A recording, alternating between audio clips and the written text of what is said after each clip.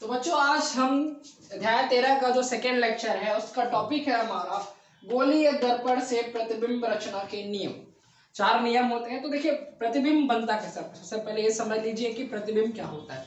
तो देखिए जब प्रकाश दो या दो से अधिक प्रकाश, दो से जरूरी है ना, किसी भी प्रतिबिंब रचना के लिए 2 प्रकाश की आवश्यकता मिनिमम पड़ती ही है। तो किसी भी 2 प्रकाश के परावर्तन के फलस्वरूप अगर वो किसी बिंदु पर मिलते हैं या किसी बिंदु से आते हुए प्रतीत होते हैं, ठीक है ना, 2 या 2 से अधिक प्रकाश किरणों के परावर्तन के फलस्वरूप यदि वे 2 प्रकाश किरणें किसी बिंदु पर मिलती हैं या किसी बिंदु से होती हुई आती प्रतीत होती हैं तो वहां पर प्रतिबिंब का निर्माण होता है। एक तो होता है वास्तविक प्रतिबिंब, एक होता है जनरली अपना काल्पनिक, कह सकते हो आभासी प्रतिबिंब। वास्तविक तब बनता है जब वो किसी बिंदु पर मिलती है और आभासी तब बनता है जब वो किसी बिंदु से आती हुई प्रतीत।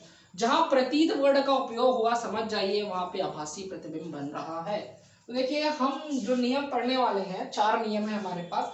चारों नियम जो है ना वो उत्तल और अवतल दर्पण के लिए अलग है। 3 तो अलग है, एक तो सेम हो जाता है। तो पहला नियम चलते हैं अपन, ठीक है, आराम से पढ़ेंगे। ये हमारा अवतल दर्पण है और ये हमारा उत्तल दर्पण है। इसका पिछला भाग पेंटेड रहता है, इसका ये पिछला भाग पेंटेड रहता है।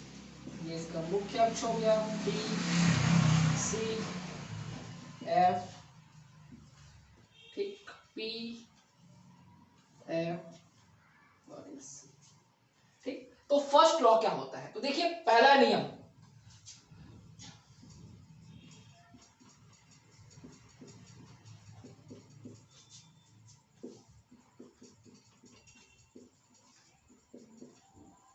समझिएगा कि जब कोई प्रकाश किरण मुख्य अक्ष के समांतर आपतित होता है, समझिए कि जब कोई प्रकाश किरण मुख्य अक्ष के समांतर आपतित होता है तो वह अवतल दर्पण में या कह सकते हो परावर्तन के पश्चात, यहां तक दोनों के लिए सेम, जब कोई प्रकाश किरण किसी भी मुख्य अक्ष के समांतर आपतित होता है तो परावर्तन के पश्चात वह अवतल दर्पण में फोकस से होकर जाता है। इसमें अवतल दर्पण में फोकस से होकर जाता है, जबकि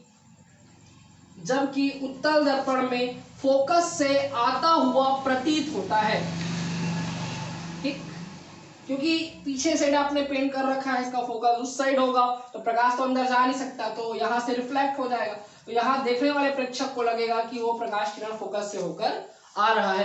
इसको आप ऐसे डिफाइन करेंगे कि जब कोई प्रकाश किरण मुख्य अक्ष के समांतर आपतित होता है तो परावर्तन के पश्चात वह अवतल दर्पण में फोकस से होकर जाता है, जबकि उत्तल दर्पण में फोकस से आता हुआ प्रतीत होता है। ये आपने पहला नियम क्लियर कर लिया, ठीक। इस जस्ट अपोजिट इसका सेकेंड लॉ होता है, चलिए क्लियर करते हैं वो भी।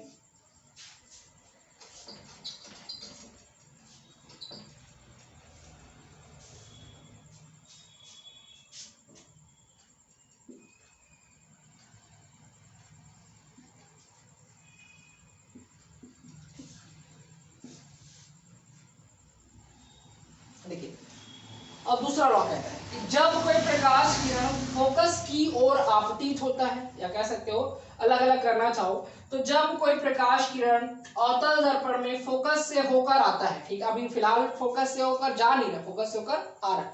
पहले नियम में था कि मुख्य अक्ष समांतर आता है, फोकस से होकर जाता है, इसमें क्या होगा, फोकस से होकर आएगा।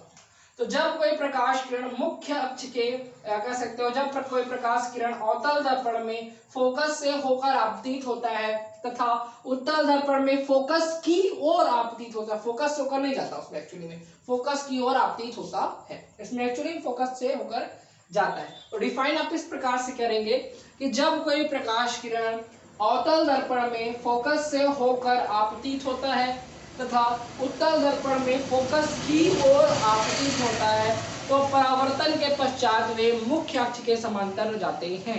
आगे बात समझ में कि जब कोई प्रकाश किरण अवतल दर्पण में फोकस से होकर आपतित होता है तथा उत्तल दर्पण में फोकस की ओर आपतित होता है तो दोनों में परावर्तन के पश्चात वे मुख्य अक्ष के समांतर चले जाते हैं। ये हमारा सेकेंड लॉ हो गया।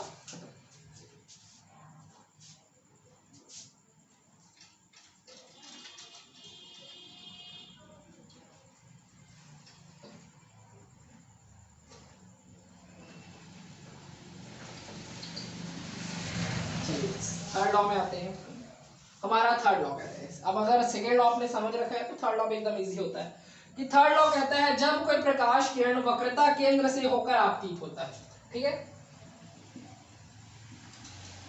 या अवतल दर्पण की बात कर रहे हैं कि जब कोई प्रकाश किरण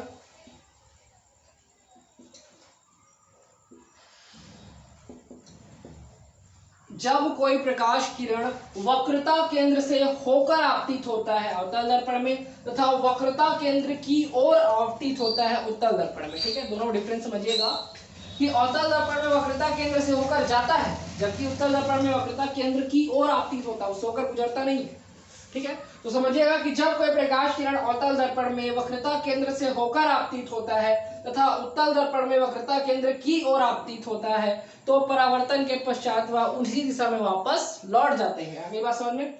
अवतल दर्पण में जब कोई प्रकाश किरण वक्रता केंद्र से होकर आपतित होता है तथा उत्तल दर्पण में वक्रता केंद्र की ओर आपतित होता है तो परावर्तन के पश्चात वे दोनों उसी दिशा में वापस लौट जाते हैं। हमारा थर्ड लॉ था और हमारा फोर्थ लॉ दोनों के लिए एकदम सेम है।